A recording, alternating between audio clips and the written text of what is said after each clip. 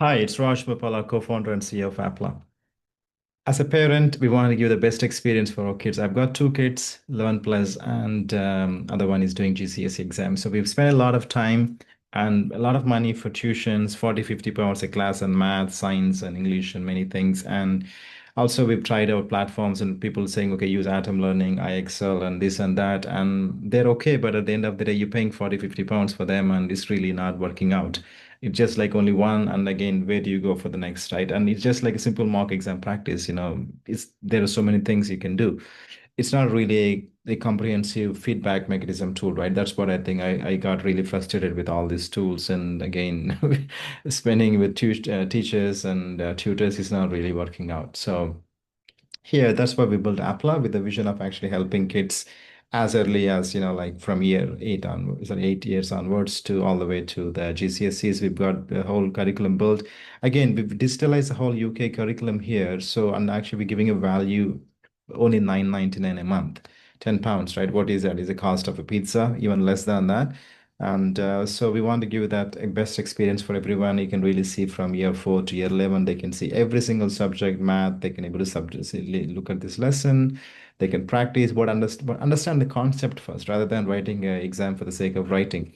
And then you can able to do a lot of practice also. Then, what is this thing? And then you can see the assessment and whatever you wanted to do. And you can do a lot of things again each year, year 4, year 5, year 6, all the way to there, right?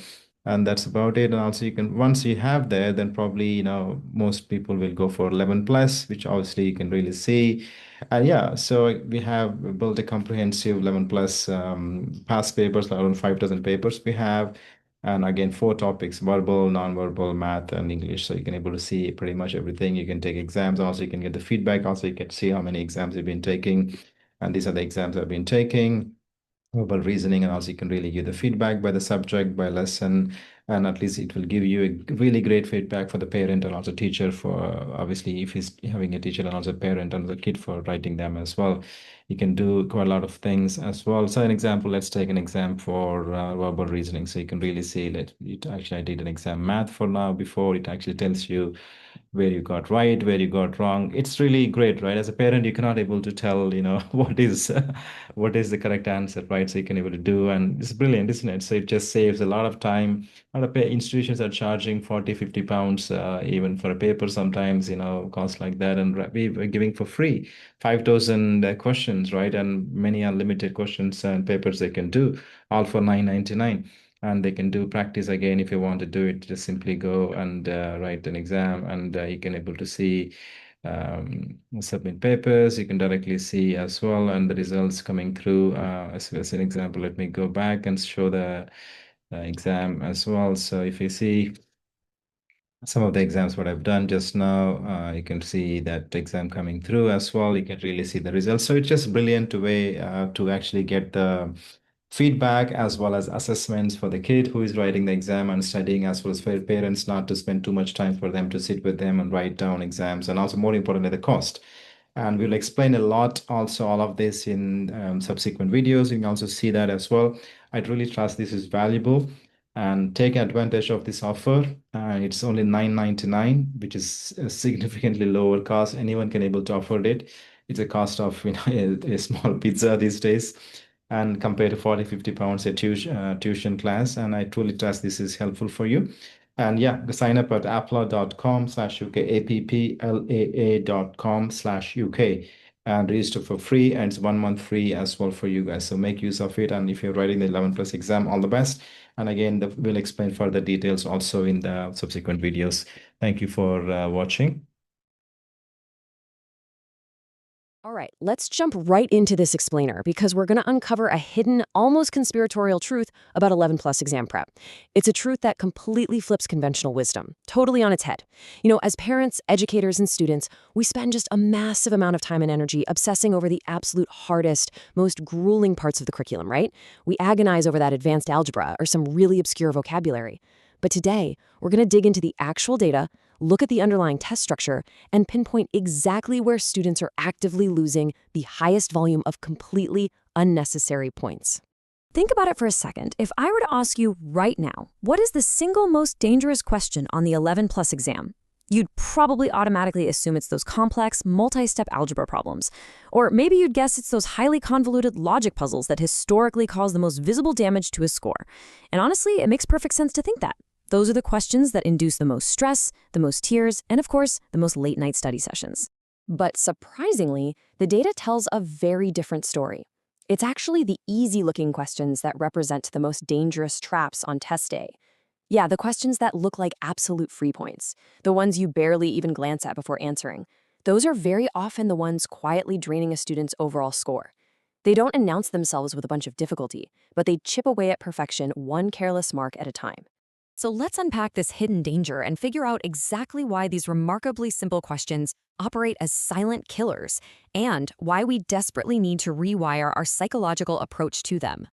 It all really comes down to human biology and how our brains naturally react to perceived threats. Think about it. Difficult questions naturally make you cautious. When you see a massive block of text or a really complex diagram, it forces your brain to hit the brakes, break down the variables, and think carefully about every single step. But easy questions, they basically bait you into rushing. They trigger this false, comfortable sense of absolute security, and your brain just decides to skip that careful processing phase entirely. When a student turns the page and sees a familiar, straightforward setup, this exact thought pops into their head. Oh, I know this. And instantly, they stop paying attention to the fine details. You can almost see the frantic energy take over. They answer way too quickly, desperately trying to bank extra time for the harder questions waiting at the end of the paper, and they move on without doing even a momentary check. That split-second spike of overconfidence, that is precisely where the points just slip right away. It's truly fascinating to see exactly how that psychological overconfidence directly translates into lost marks on the page. Let's break down the anatomy of these careless mistakes. Look at these common culprits. Misreading a number. Simply choosing the wrong option by sheer physical accident. A basic elementary calculation error. Maybe missing a single seemingly insignificant word in the prompt. Forgetting a unit of measurement, like putting centimeters instead of meters. Or just bubbling the answer sheet incorrectly. I mean, these are completely, entirely unforced errors. Every single one of these examples represents marks that could have easily, and I mean easily, been secured with just 3 extra seconds of focused attention. We aren't talking about a lack of foundational knowledge here. We are talking about a catastrophic lack of precision.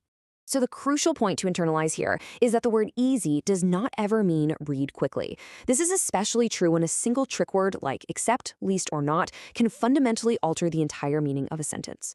A student might do the underlying math absolutely flawlessly, but if their eyes gloss over the word except or not, the entire answer is instantly wrong. They have to train themselves to read the entire question all the way to the final punctuation mark, keeping a sharp, vigilant eye out for these specific danger words. Let's move to some actual mock test examples from the Apple Learning Hub. Looking at real-world questions is absolutely the best way to deeply understand how this trap works in practice. Take this incredibly simple subtraction problem about Arav's toy soldiers. It's marked as a difficulty 1, literally the lowest tier of complexity.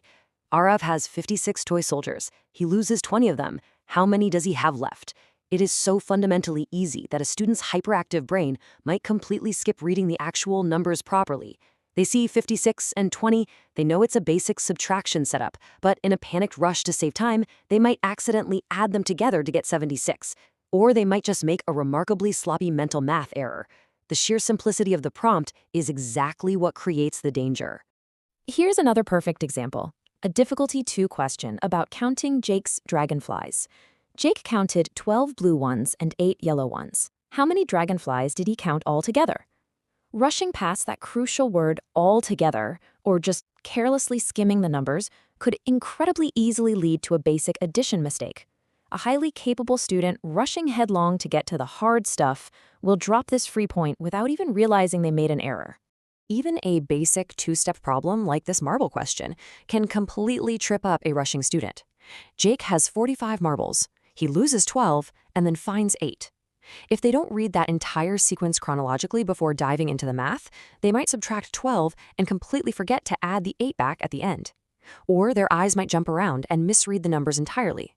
They execute the first calculation, feel a surge of accomplishment, and just completely forget that a second step was required. Now, I want you to compare those dangerously easy questions to these much higher difficulty geometry problems. When a student hits roadblocks, like a complex triangle area problem, what actually happens? Their brain recognizes the threat, and they automatically force themselves to pause. They take a deep breath, they calmly recall the specific formula, meticulously identify the base and the perpendicular height, and work methodically through the logic. Ironically, they very rarely make careless errors here because their brain is on high alert. They are operating with methodical calmness. So, how exactly do we fix this behavior? How do we stop throwing away these incredibly valuable free points? We need to establish a bulletproof quick action strategy. By heavily drilling this 5-step sequence every single time an easy question pops up, you replace that dangerous, chaotic overconfidence with a highly focused, mechanical routine. Step 1, read it fully, do not skim a single syllable. Step 2, identify exactly what it asks, hunt for those danger words. Step 3, solve it carefully, writing down the working out. Step 4, do a quick, deliberate check of the answer. And finally, Step 5, move on confidently. Drill it in. Read, identify, solve, check, move on. It takes maybe 3 extra seconds per question, but it fundamentally guarantees you save the point. This brings us squarely to the ultimate golden rule of 11+ test taking. If you take one thing away from this explainer, let it be this. Treat easy questions seriously and treat difficult questions calmly. Don't overthink the simple stuff, certainly, but absolutely under no circumstances should you rush through it either. You need to maintain an unwavering level of focus on every single question, regardless of its perceived difficulty level. And that brings us to the most important mindset shift, protecting your marks. This is where the real, measurable growth actually happens. You see, high performance at this level isn't just about figuring out how to beautifully solve the most difficult abstract questions. It's largely about fiercely protecting the marks you already know how to get right. When you sit down to review your mock test results, do not just stare at the intensely hard questions you missed. It's human nature to focus heavily on what you didn't know, for sure. But you must actively, aggressively search for the easy marks that you carelessly threw away due to rushing. Ask yourself a very honest question. Did I actually not know this mathematical concept, or did I simply rush? If you rushed, make fixing that specific behavior your absolute #1 improvement target for the next week. You can start putting this exact mark protection strategy into practice right now by visiting the Apple 11+ Learning Hub. There, you can take highly realistic mock tests across all the core required subjects: maths, English, verbal reasoning, and nonverbal reasoning. Use that analytical platform to find your own specific hidden pattern of careless mistakes. Maybe it's in reading comprehension, or maybe it's in basic arithmetic.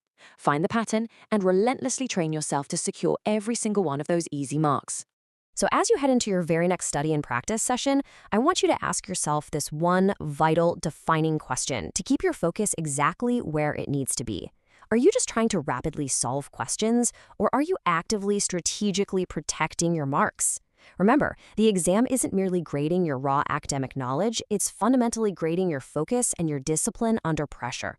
Respect the simple questions, go protect your hard-earned score, and just watch how much your results completely transform.